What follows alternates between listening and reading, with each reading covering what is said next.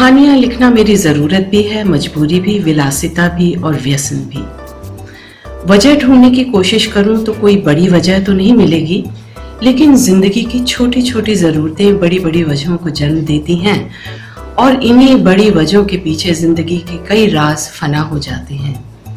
इन्हीं राजों का पर्दाफाश करती हैं मेरी ये कहानियां, जिनमें से कुछ लेडीज आइलैंड में भी छपी हैं। आप भी इन्हें पढ़ें और जिंदगी से मुलाकात करें।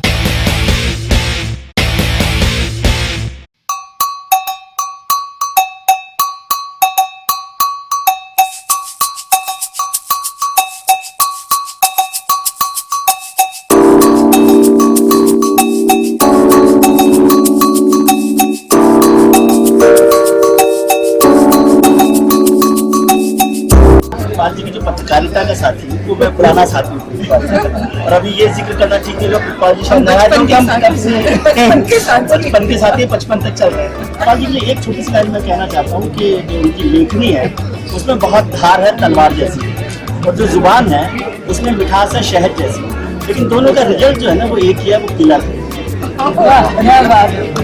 उसके लिए बहुत बधाई दे रहा हूँ। साथ ही एक सिहरन सी उसके पूरे तन बदन में लहराकर उसे सोच में डाल गई।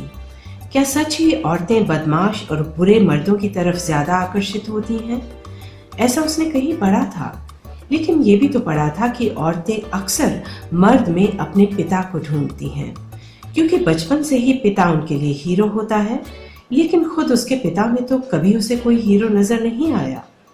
इस वक्त ये जो बेशर्म सा मर्द सामने बैठा लगातार उसके कपड़ों को अपनी आंखों से चीरता, उसकी नग्न देह को निहार रहा था, उसके लिए मन में घृणा के साथ एक उत्सुकता क्यों पैदा हो रही थी? क्या वो भी एक साधारण सी सिर्फ एक स्त्री देह है जिसे संसर्ग के लिए एक मर्द की जरूरत है जो सिर्फ शारीरिक तौर पर आकर्षक हो? क्या ऐसा इसलिए है कि 23 साल की परिपक्व उम्र तक उसने खुद को शारीरिक संसर्ग से अलग रखा है? क्या जिस्म की भूख उसे किसी भी हद तक गिरा सकती है? उनका जो पहला उपन्यास मैंने पढ़ा था अभी हुआ था, बहुत अच्छा लगा था।